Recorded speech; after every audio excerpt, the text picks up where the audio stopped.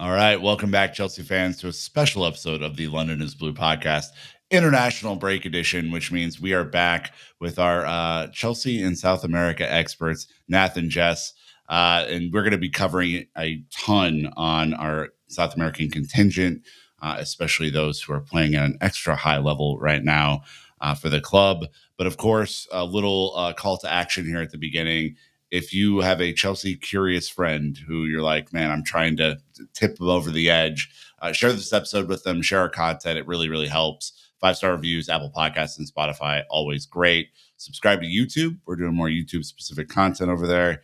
And then Sam's newsletter, the London is Blue Dispatch, is always a good read, especially when he is in a particular mood, which he has been the last couple of weeks. So we've had some spicier newsletters from Sam, which have been really good.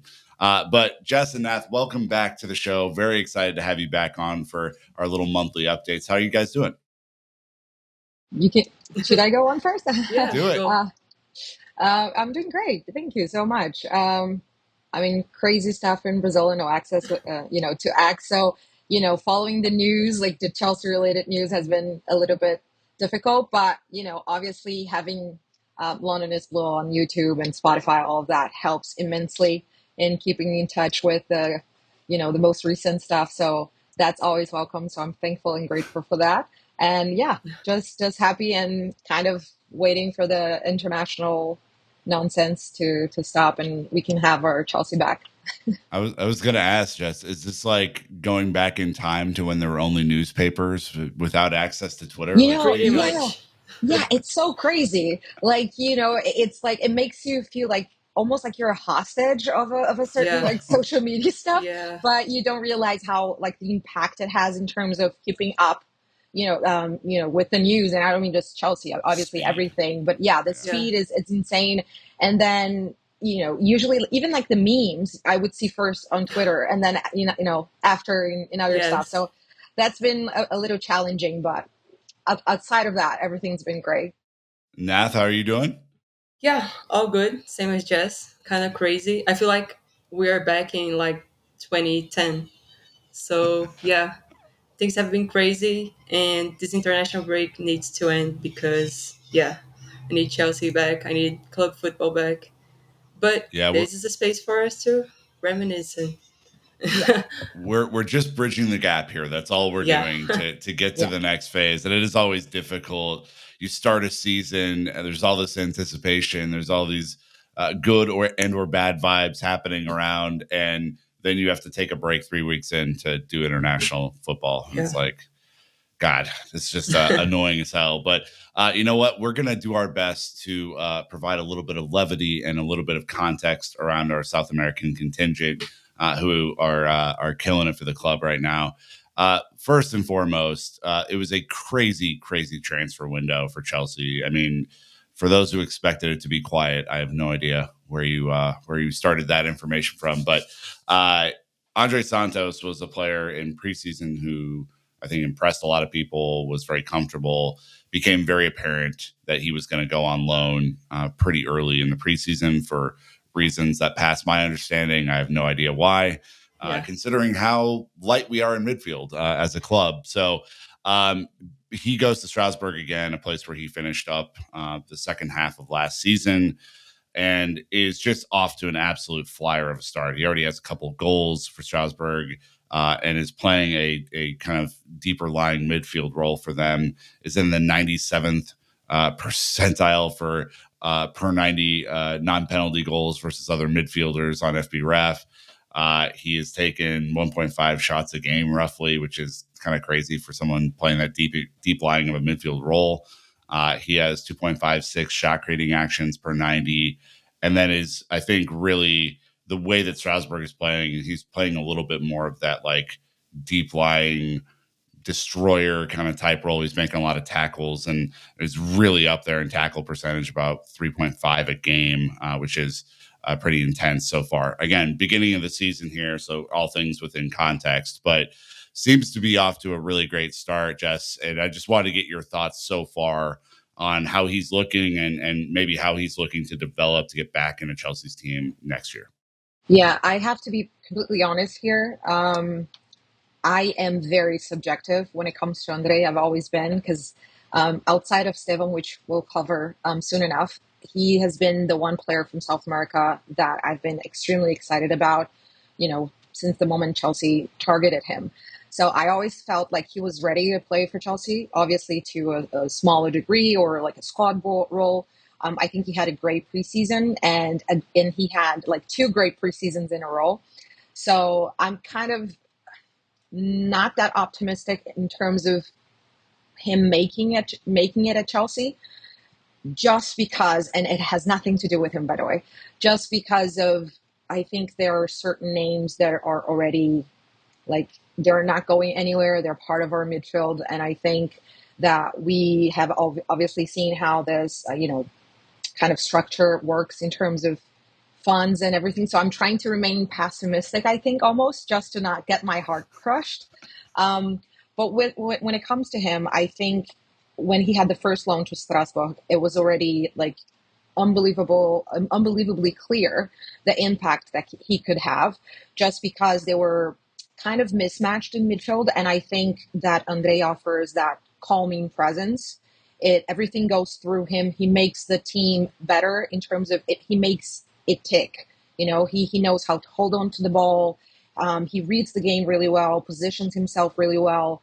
And he is a leader. He has always been a leader. We've seen that with Brazil in the youth setup, and it's part of him. He's always talking with the people close to him, trying to organize the defense. And I mean, he is a box-to-box midfielder, and I think we can see him doing that, and how easily he can get to that forward aspect, the forward line, and scoring goals. But you're right. In the beginning of the season, he's been asked to play a little bit deeper than he usually does, and I think that also makes me very angry. And I'll explain. It does, because we've seen both Andrei and Leslie go on loan. So I think in terms of a squad building perspective, it just didn't make sense to send both of them out at the same time and losing Connor. Yeah. Just because, as you mentioned, we just stay very, very light. And when it comes to Leslie and Andrei, I think both of them can cover multitude of positions. And with Andrei in particular, he can do basically everything in midfield. Obviously, he's not going to be the best 10, but he can do a job. But even more so with Caicedo and Enzo, he is the perfect cover for both of them. So I just felt like we missed an opportunity to have a more balanced squad. And I know that from an individual perspective, to have both Leslie and Andrei playing, week in, week out, having game time and adding to their experience is wonderful. And it may be wonderful for Chelsea long term if they do end up coming back.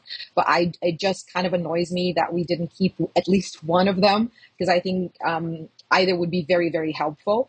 And as a fan of Andrei, I'm just so excited to see him thrive. I think this season he has a much better squad to work with. They did some very good additions, particularly in midfield and in the forward line, and I think that will help him a lot. And you can see how highly rated he is within the club itself and the players. And yeah, he's already having that impact. So, I mean, I'm expecting the worst when it comes to him coming back for Chelsea, but I am hoping for the best always. Well, look, we love the passion, and like I'm in total agreement with you. I look at the way that Chelsea's midfield is constructed right now, and the lack of depth, especially, I mean, we're in the middle of an international break, so Enzo and Caicedo are going to come back from a long trip internationally to Chelsea and be expected to slot right back in and play multiple matches, and they already look tired, and that's a bad sign for the season that we're about to have, I think. But in preseason, I was right there with you. I was super impressed. He looked like the only natural 6 that we had in that, kind of very early stage building of the kind of play from the back. He looked very comfortable receiving the ball under pressure, looked very comfortable distributing the ball.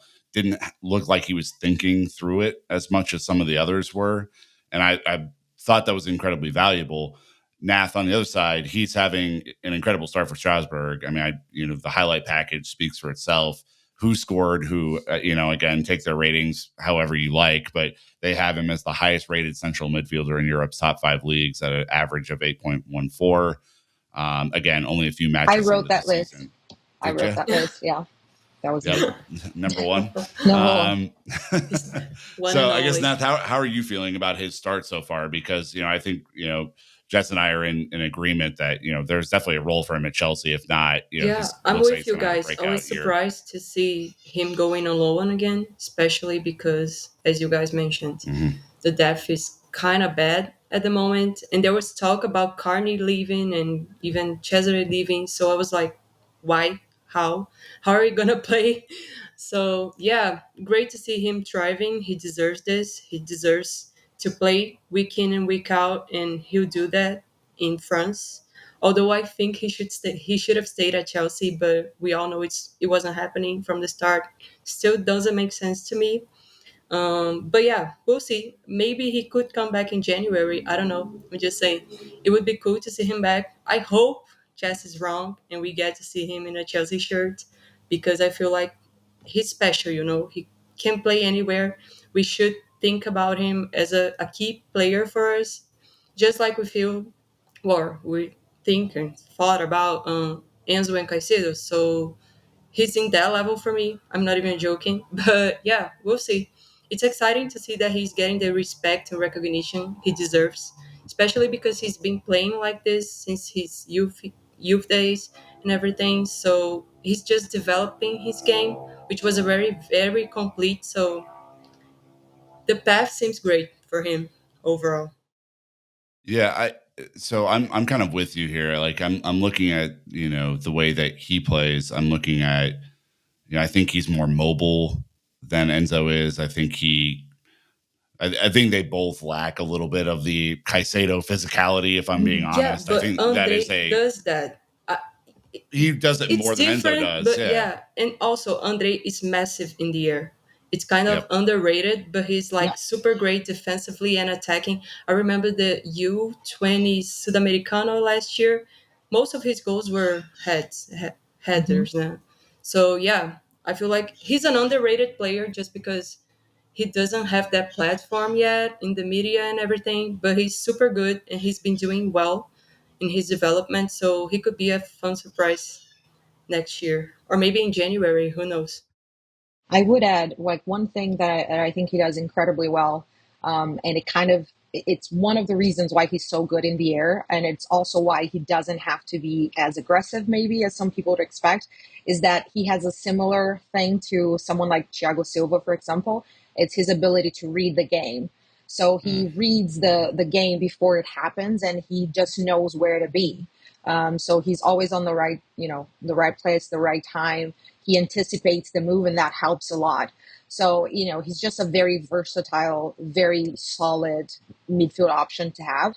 So, again, I would love to be wrong, and I will celebrate more than anyone. I think if he ever, if he ends up playing for us, because I think he would really, really help us, if not in terms of the immediate 11, definitely in terms of rotation and with us playing in Europe and wanting to continue to play in Europe.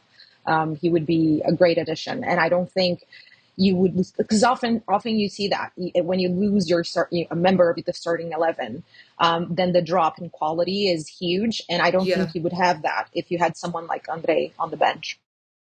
I totally agree. I mean, I think there is a chance that we get to January and reassess, uh, particularly for him. I don't know of many other loanees that we would do like a full reassessment on. Like, I don't think you're bringing Armando Broya back from Everton or anything like that.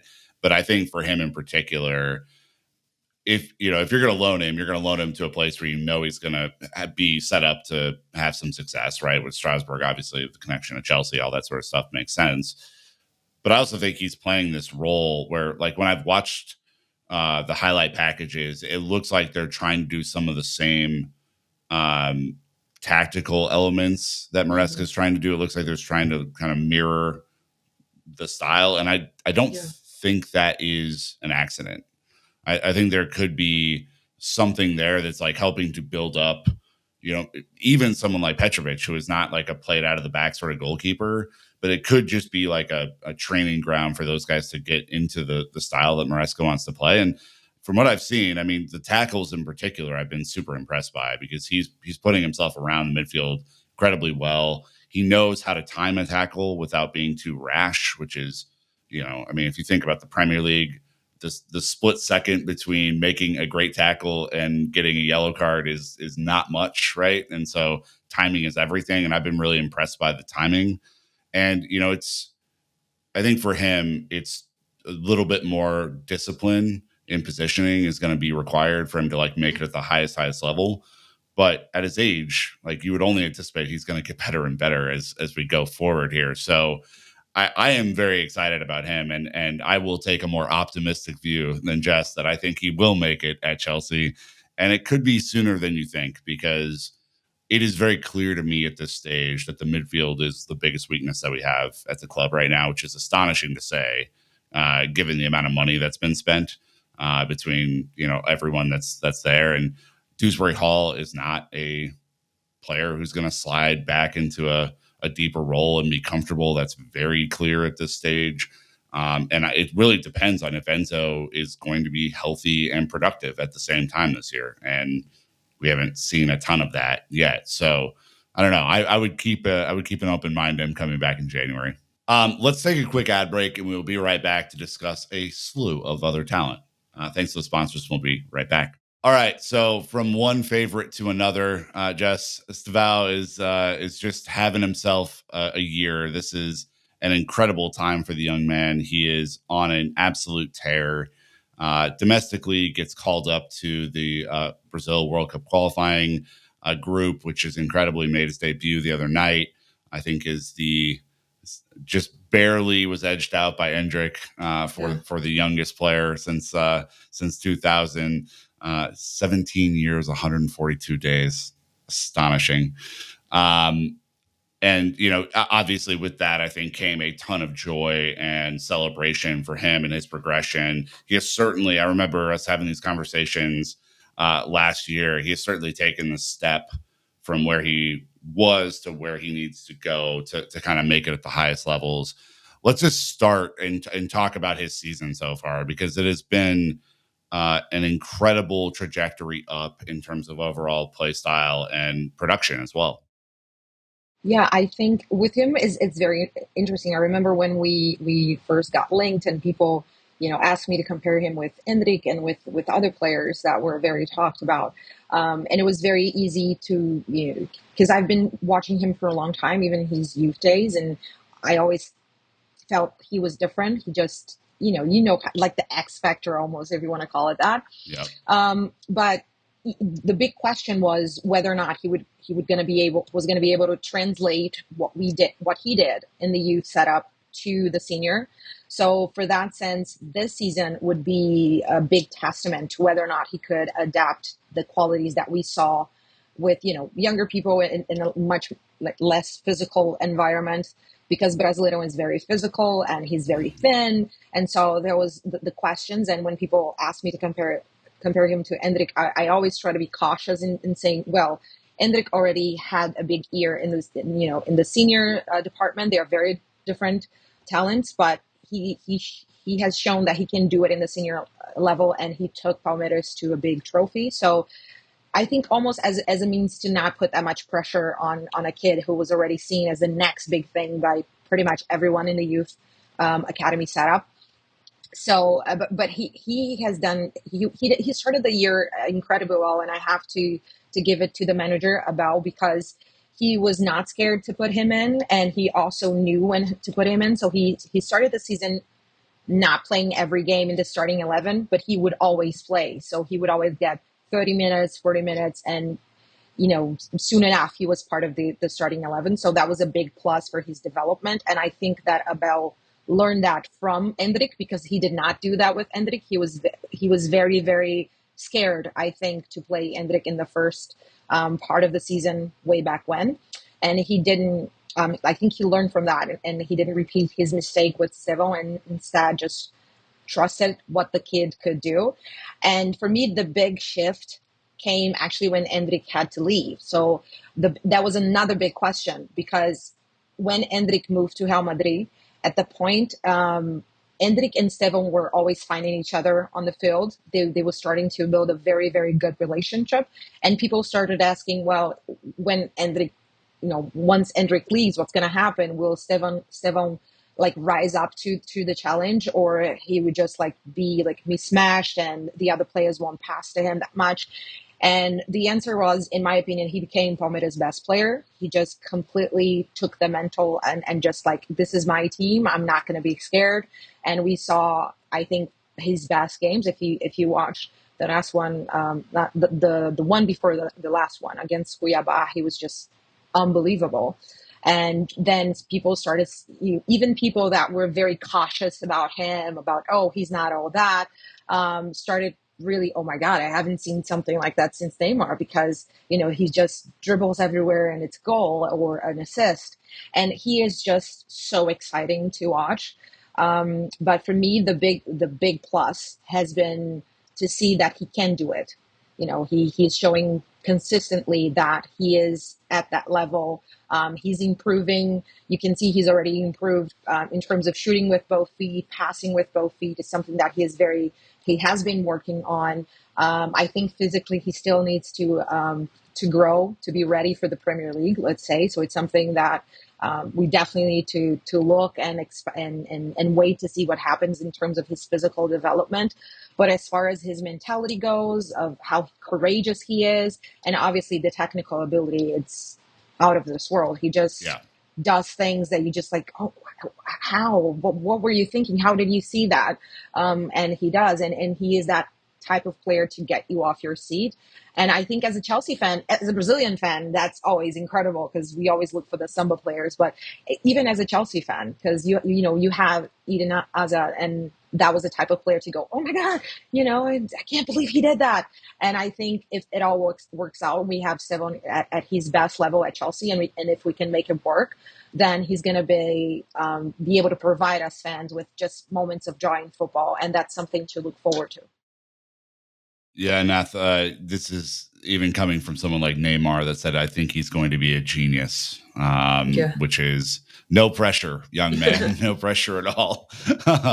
But, look, so far this year, the stats bear out, I think, what Jess is talking about. You're on 16 total goal contributions, I believe, if that number is correct.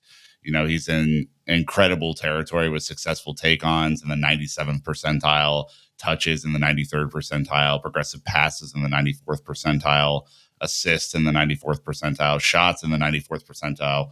You go on and on and on here, right? About, what sort of year he's having. Add to the fact that every time, and I know Twitter's a little bit of a sore subject, but every time I turn on Twitter, it's another incredible bit of skill that leads to an incredible goal. Just describe the impact of what he's doing right now, and the growth that he's kind of gone under this year to get where he is. Yeah, I wanted to highlight something first, just because Pedro from Flamengo, who is currently the Brasileirão top scorer, got injured, so he's out of the season for the rest of the season.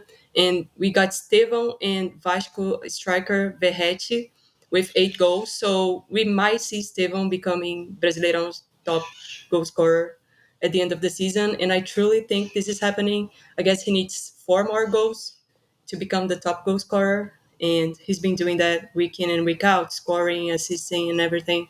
So, yeah, that's how much of an impact he can make a little bit more objectively, for everyone to see. That's a way to prove himself. I know football is not about goals at the end of the day, but that would be a major statement, just like him becoming one of the youngest players to ever debut for Brazil. It was lovely to see him there. I think he cried before he came on the pitch, and I was like, oh my God. But yeah, he didn't really feature much through the game, but he managed to get every pass he tried right. So yeah, it was just super fun to see. And I feel like it was something I had with Andrick, and I thought it could happen to him as well. But his mentality is where it should be. He knows what he is now, and he knows what he can become, and he knows there are steps he needs to take to get to where he wants to get to Chelsea, for example. There are still steps he needs to take, especially physically. He needs to develop in that area. But yeah, I feel like his mentality is in the place it should be, and that will help him a lot. His growth can be even more significant just because he's super focused. And yeah, I'm excited to see now because Palmeiras is only playing the Brasileirão, so he's gonna be a little bit more rested than most of the other teams. So that can help him fighting back opponents and everything. So yeah, this those next 3 months will be super exciting to see, just because he can get another Brazilian title as well. They won it last year. They could win this year as well. So he'd be moving to Chelsea with a trophy cabinet that not many players have at like 18. So want to keep an eye on for sure. Let's quickly talk about, you guys have both mentioned areas in which he can improve. Physically is one of those things, but he's only 17. And, I think, guys don't really stop growing and entering their physical prime until early 20s. I mean, he has plenty of time Yeah. to kind of get to where he wants to be physically. And What it's are not some that other it's gonna be, areas? yeah, he's fine, he does Mhm. win duels and everything. He engages in duels, not only winning them, but he's kind of physical. But I feel like in the prem he's gonna need a little bit more physicality just to, but he compensates that with agility and speed. So he's got everything at the moment, just needs to develop. It's not going to be a game changer. It's going to be a game changer, but it's not going to be like, oh, he won't be able to play in the prem just because he's super thin and not weak, but yeah, he's super thin, but that's not it. I feel like today if he were to play he would be okay, you know. Well, yeah, and physicality is not just strength, Yeah. right? I mean, I Yeah. think we saw with Eden Hazard, he was not like the biggest guy in the world, but he was very, very low center of gravity and was able to turn and withstand challenges because he, had that sort of kind of lower body that made it work. Just outside of physicality, which I think everyone with a good training regimen, he'll bulk up and get to a place where he's not as susceptible to injury, which is, really the thing we're talking about here. What other areas do you think he needs to improve as he trends towards joining Chelsea next year, which is super exciting? I think maybe people are gonna make fun of me, but I will say it and then I will explain it if that's okay. The answer would be none. And there's a reason Wow. for that. There's a reason for that. I was talking to Sam about this actually before the season started. Um, and there were little things that he needed to work on in terms of sometimes holding on to the ball too long and not releasing it, sometimes the cutbacks, or he needed to work on, the usage of both of his feet because he always wanted it to go to his preferred option. Those are things that he already worked through from the beginning of the season till now. If you compare what he looked like and in that first game in the very beginning of the season to now, just how complete he is. He is very focused. And I remember an interview at the beginning of the season, and both with him and then with the head of the academy, and they highlighted things that he was working on that he didn't feel okay with, and he just started working like crazy, and you can kind of see the results afterwards. And I'm not trying to magnify it, but it's just so incredible how well-rounded he is. Mhm. If you look at those charts, you have a few of those charts you can watch online with his stats and everything. He is just very all-rounded. I mean, I could say, yes, he needs to be better at headers. He's not that tall. He can, work, in terms of his positioning. But at the same time, he is the one that's going to be giving the pass to the headers, and I wouldn't expect him to be at the end of the headers anyway. So, obviously there are going to be like teeny tiny things that you can work on, but as a rounded player, he is just very good. And the idea is not for him to work on things that he's bad, or it's just to get even better at things that he's already very, very good on. And usually when you have such a skillful player, and we were talking before we started recording about a player called Gabriel Mack, and when you have players of that level of talent, players like Neymar, players like Ronaldinho, in terms of the quality of the ball, usually something that you need to work on, and you want those players to work on, is to always have a goal in mind, instead of just playing with the ball, because that's fun. But sometimes it can be stressful when you're having a player and you dribble past them, and then you go back and dribble past them again just to have that dribble. Estevao never had that. and he doesn't. He always dribbles or do the body feints with a thing in mind. So it's just very mature of him.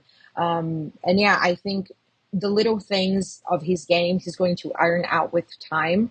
And as Nat said, I think he is already a he's already a really good player, and I think he would be able to play for Chelsea. Also, the thing for me, and the thing why I think the physicality aspect is important to him. It's the one thing that I mentioned, is because, as we know, he can play on the right. He has played on the left, although I don't think he's the best position. But he's also can play as a number 10. And there's been talk about him going on the number 10 at Chelsea and all of that. And for me, it's just, I don't see it, both because I think he is much more incisive, and I think you can get the best out of him on the right as a proper winger. He likes the half spaces, so that's something incredible to have as well.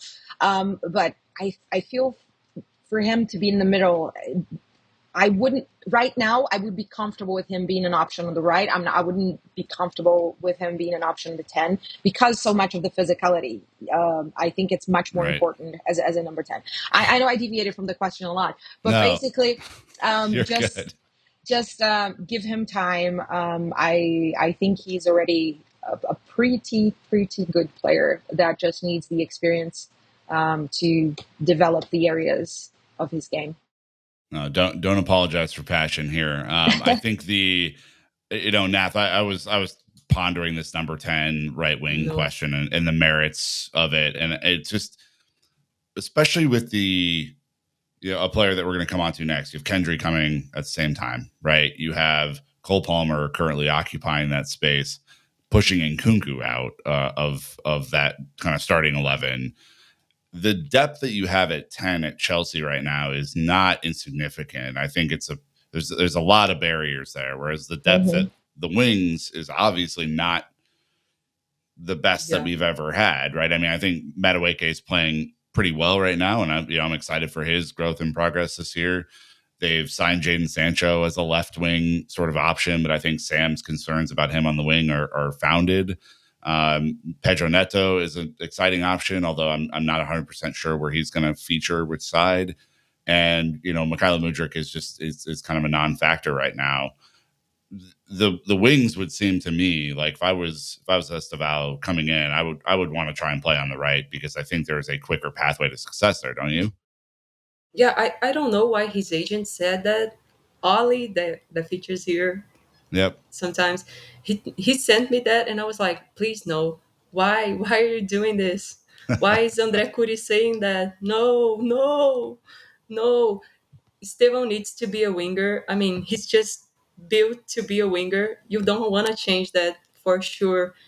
I feel differently about Kendry. We're going to get into it in a couple minutes, I guess. But it's like I always said that I see them differently. I see Kendry more as a 10 and Estevão more as a winger.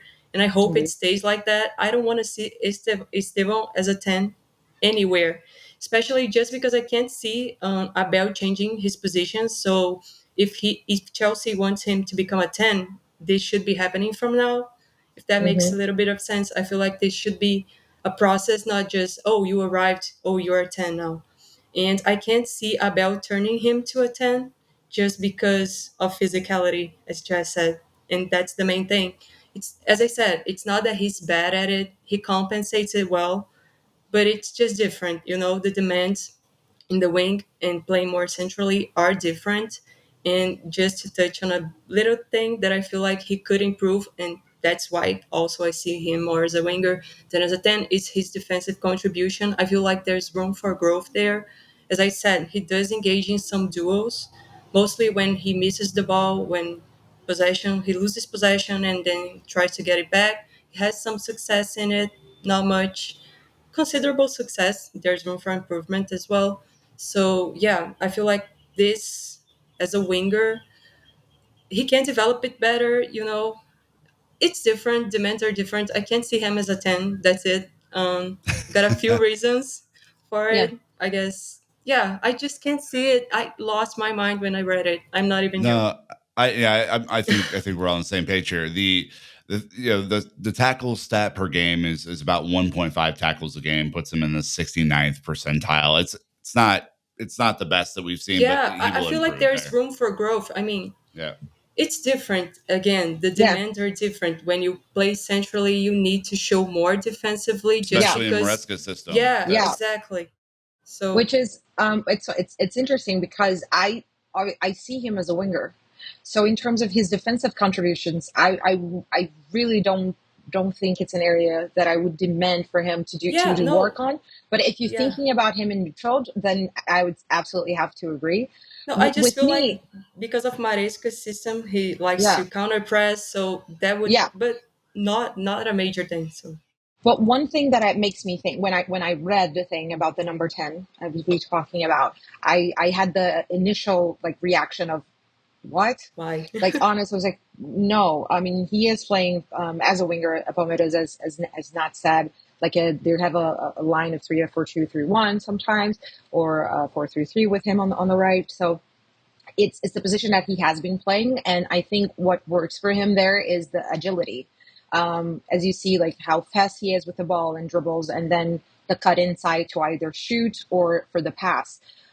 The question I have, and then it was the second moment with the number 10, is maybe the talk about him being a number 10 and all of that, it's just because of how much he occupies the half spaces and how he likes to cut inside. Because we often see with Maresca systems like a touchline winger at times, and Estevao is not that. He is not the one who's going to be always as it like on the touchline. He really likes to occupy. So maybe the idea that Chelsea tried to sell to him was that he would be free to roam that area. But I would have to agree with both of you. I think the best position for him is in the right, but also allowing him the freedom, obviously doing times of the game to come a little bit inside. And it helps when you have players like, as we mentioned, Cole Palmer, who can also do the right. So even like in terms of flexibility and the movements they can find on the pitch, yeah. it would help with that. But yeah, we all on the same page. Please, no number 10. Try to get the best out of him. I would definitely be as a winger, in my opinion, as well. yeah. All right. Well, we will touch on another number 10 coming up right after our final ad break. Thanks to the sponsors, and we'll be right back. All right. Moving on to Kendry, another favorite here. Obviously, I think whereas Estevao has taken a lot of the spotlight this year, Kendry's been a little more quiet, but still productive. I think registering, let's go roughly 12 goal contributions for Independiente this year, non-penalty goals in the 90th percentile, assists in the 99th percentile,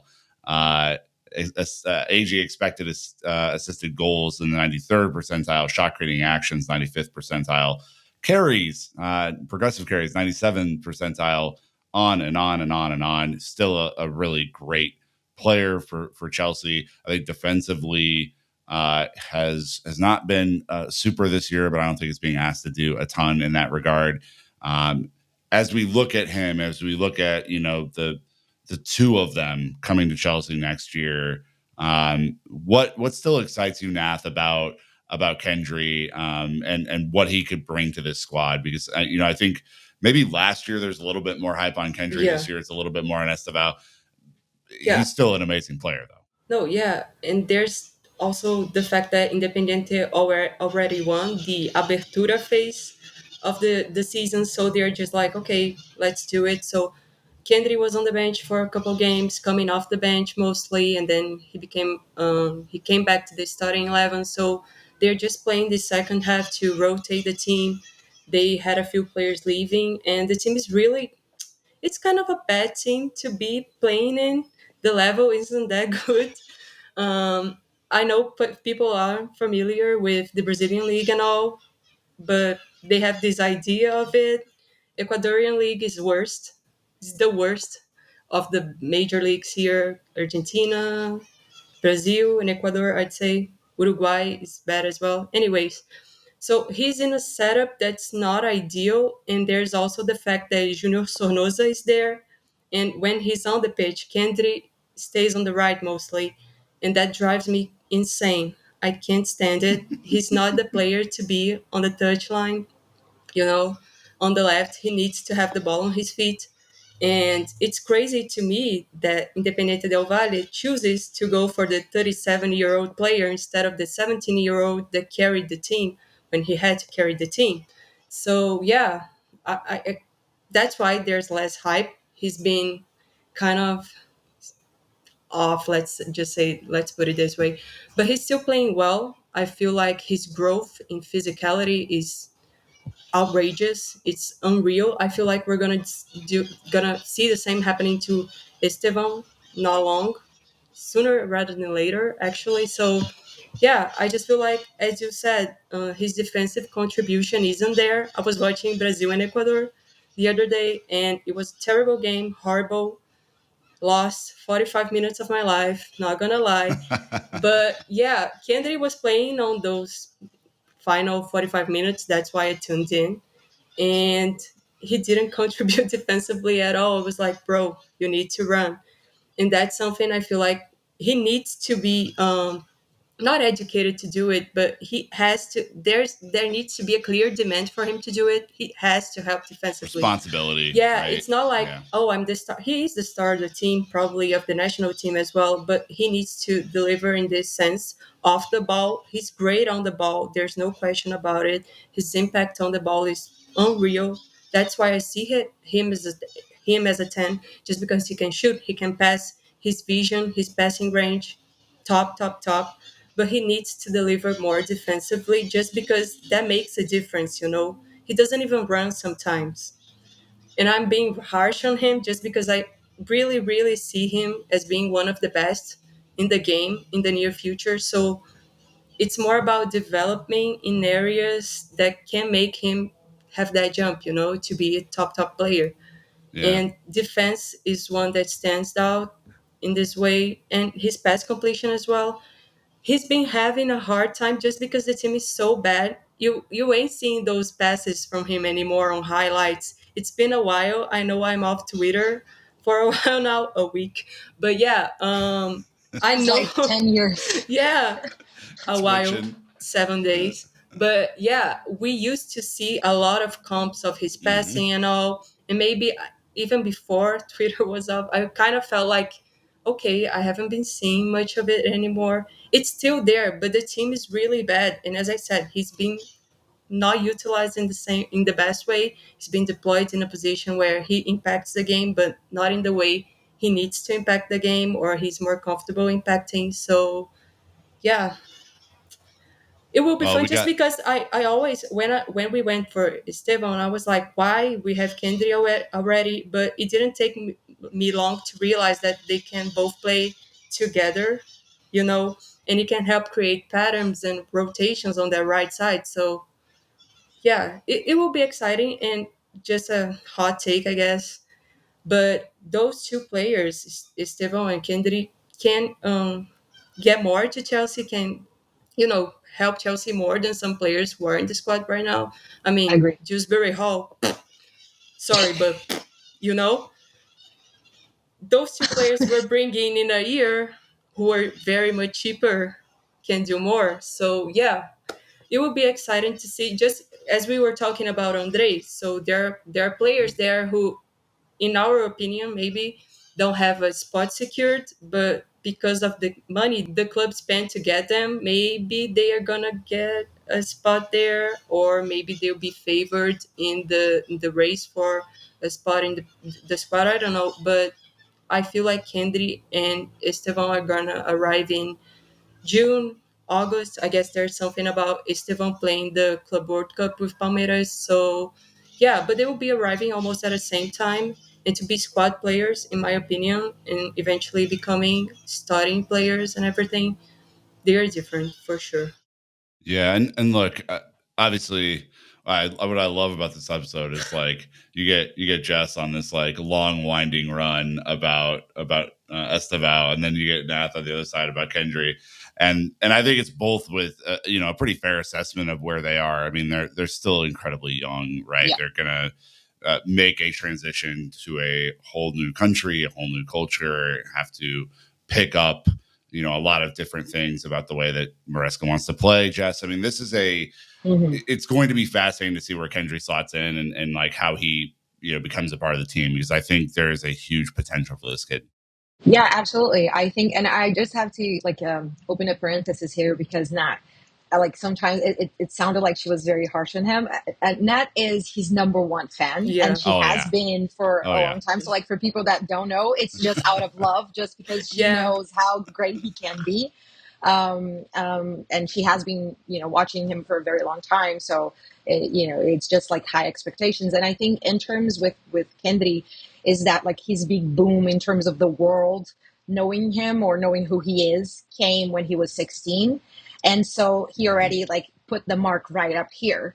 So now for people to really be hyped up, he has to do crazy stuff. He has to go over that bar for people to really like hype up. But I think he has been very consistent. I think, as Nat said, the team that he plays in is not great. He is not playing in the position that we saw him most of last season, but he's still consistent with his numbers, and he's just very stable. I think, and I wrote that he's a sense of stability. It's sort of those players that you know what they're going to deliver. It's never going to be a terrible game. You just know that he's going to show up, and if he has the right setup, he's going to have moments of brilliance. Just because I agree that his vision is one of, if not the best aspect of his game, and how he sees things that others don't. So he's one that I'm also very excited about.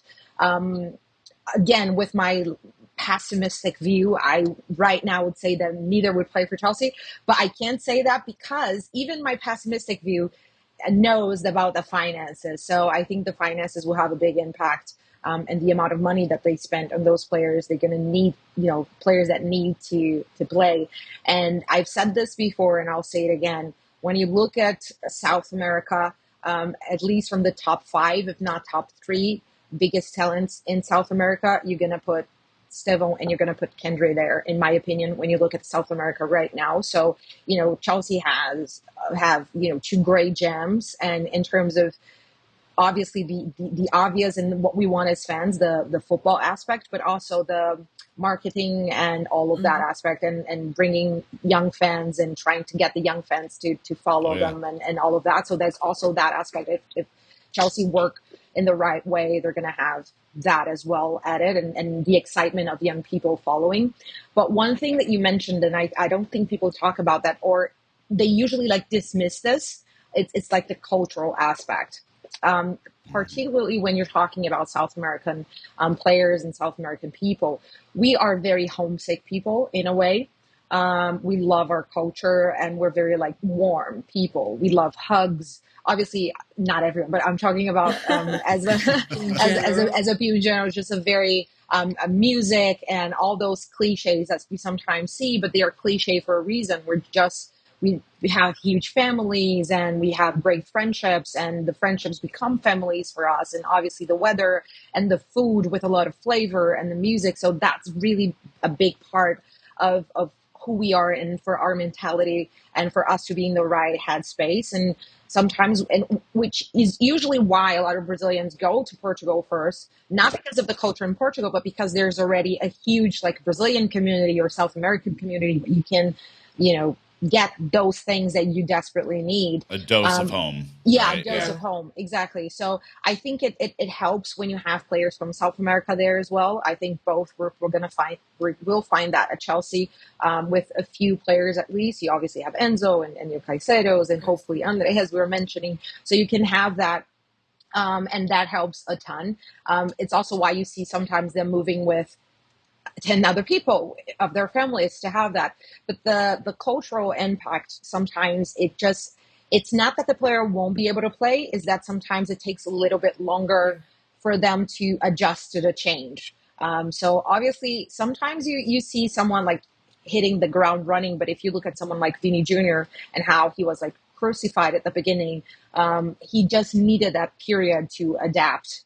And to be mentally ready to adapt in terms of the league and what was required of him, but also the culture. And I often see people dismissing that. And for us, South America is hugely important. So I'm naturally in a headspace of just having patience let them settle Yeah. in. Like, I wouldn't just put them in the starting 11. They're going to need that moment to, they're very courageous. So if they play, they're going to try to play how they play in Brazil or in Ecuador or wherever else, without fear and the dribbles and all of that. So they're not, neither of them are scared of responsibility, neither, which is fantastic. But just knowing how to utilize them and how to make sure that you give them the best transition possible, because it is a huge change. I think even people don't understand how big of a change the weather is, going for having sun all the time to now having bad weather, or in terms of like rainy days and all Yeah. that for half of the year. That really impacts someone. And I'll say that for experience, that impacts you very much so. So just, it's going to be very important for Chelsea to get this right, to make them feel home, settled, and know how to use them, at least in the beginning, for them to be ready. And if we do that, we're going to have two incredible players at our hand. I have Yeah. no doubt about them. Well, and let me just say this, Jess. There's only room for one pessimist on this show, and that's me. Okay, so you have to be the bright light that people Oh, are no, attracted to. I am a bright light. I just have been hurt so many times. Well, if I may dampen the light, there are a Oh, few storylines here that are a little less than ideal. mhm. Obviously, on deadline day, there was this reported Strasbourg move for David Washington that just went nowhere, and I think for pretty obvious reasons, it would have been seen as certainly some sort of like financial cheating thing that would have happened, where we would have sold him to Strasbourg for 20 some odd million euros, and after having only played like 3 games at Chelsea, this, I think it would have just riled up everybody for no reason.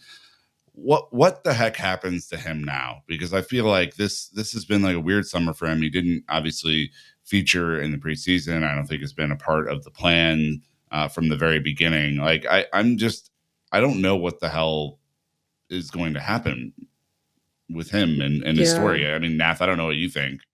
Yeah, I had hopes of him coming back to Brazil to play for Flamengo, but that didn't work out either.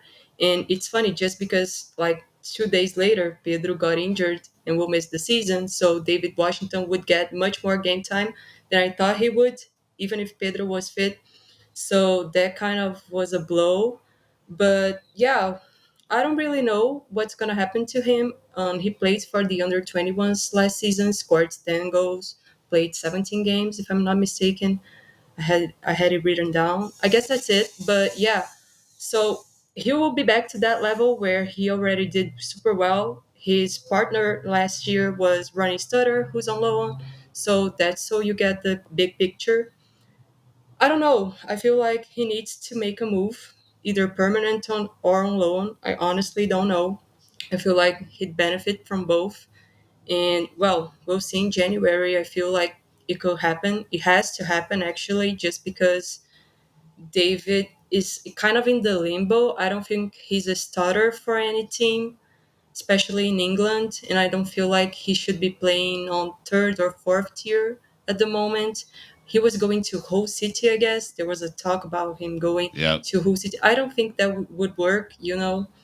So I'm kind of glad that didn't went through as well. But yeah, I don't really know what's happening just because on the when we look at the academy, we had Shimeyuka playing for the under 21s at the age of 16. So he's gonna miss that opportunity just because David is gonna be playing. Yeah. So yeah, Can I rant? Yeah. I Do take it. this out of my chest.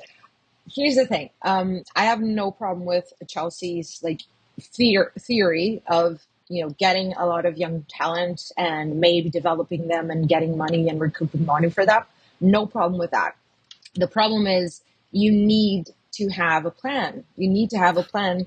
Not even if you're talking about the human aspect and the footballing aspect, where you need to develop those players properly, but even from the financial aspect, because if the players aren't playing, they're not going to be sold for much yeah, money, and you're going to lose money in the end. So that's where I have a problem with.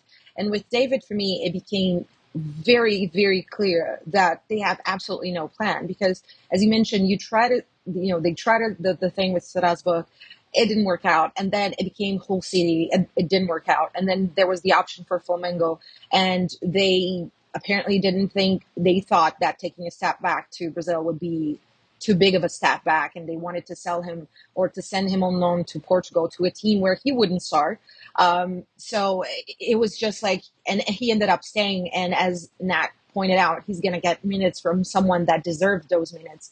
Shumaika has been incredible, incredible talent. Everybody's, that watches him have been raving about him for a reason.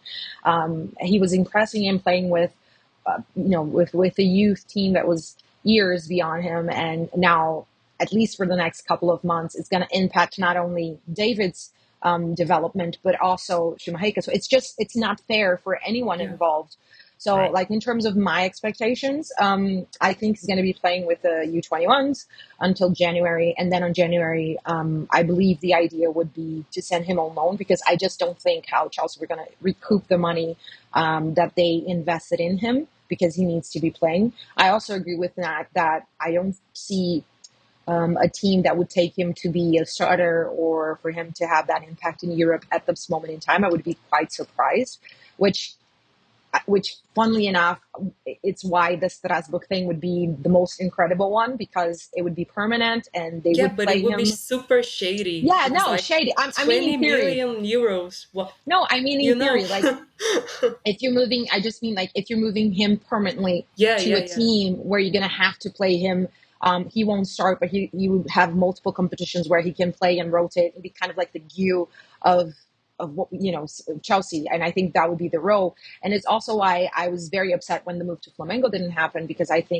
thought that even if in terms of selling him to another club, having him play here in Brazil and featured and being, in a huge team that a lot of people look, and, he's going to be in the TVs, in the clips and whatever, it would help with Chelsea finding him a better loan later in Europe, or at least to a permanent.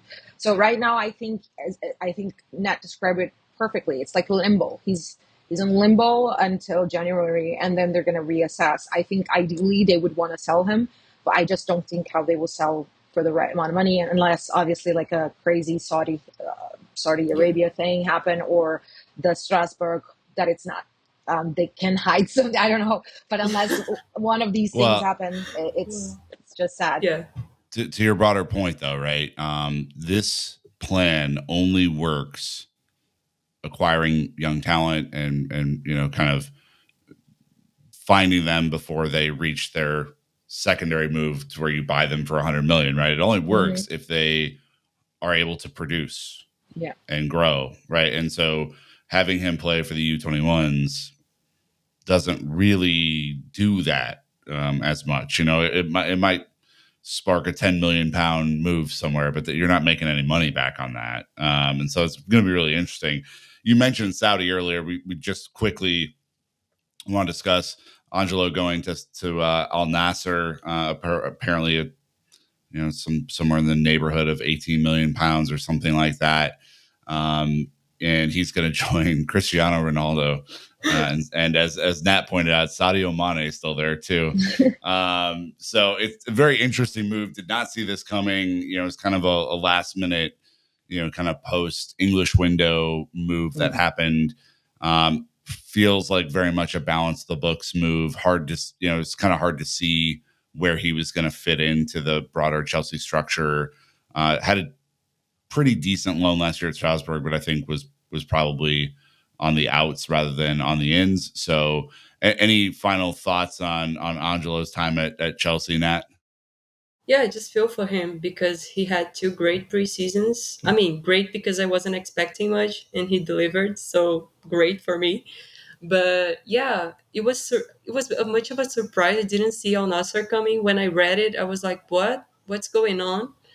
But as you said, I feel like this was a pure profit call, balance the books call, Mm-hmm. because Chelsea got money for him. So yeah, let's see. I feel like he could be moving to Europe sooner than later, moving back. But yeah, it's up to him now. I think it's interesting. I'm sorry to kind of go into the question where I wasn't asked, but Go ahead. I remember because it's a situation that we have been seeing with Brazilian talent, at least young players. Saudi trying to get those young players, and when it comes to Saudi, I think they just saw an opportunity for someone who was very highly rated in the youth setup. They acquired Wesley, I think, from which everybody was talking about, yeah, from Corinthians. So, it's something that I've been trying to do. So it makes sense from that point of view. And I think they have been selling the idea that they can go back to Europe, in after years. So whether or not that happens is, it's a question for another day. And as for him, it's just, we have Estevao, we have Kendry. So it was very, very obvious that he wouldn't even be given the chance to try to, because of how highly rated the other two are and the amount of money invested in them. And if you're being cutthroat, I would have to say, yeah, I'm keeping Estevão, and I'm keeping Kendry ahead of him. So it was sad that he didn't get a move to a top 5 European competition. So just hopefully something that I want to see is for him to develop a part of this game that is very clear. He needs to shoot. He never looks to shoot. So, and I don't think that move for Europe is going to happen unless he develops that. But just something to keep an eye on and hope that he can somehow develop. A lot of Brazilians are not watching the Saudi League because of Neymar and Cristiano, and you can see a lot of that. At least like very incipient, but it's beginning. So, who knows? Hopefully we'll see them in a few years. Well, look, guys, this has been a lot of fun and wonderful to go through so many different talent profiles that exist within the setup. Thank you both for an excellent monthly update on everything going on with some of our favorites. And Chelsea fans, please, once Twitter is back up in Brazil, we got to shout everyone out here. We got to shout out Nath and Jess. And hopefully that comes back soon so that you guys don't feel like you're in the Stone Age with tablets. But until next time, Chelsea fans, you know what to do. Keep the blue flag flying high.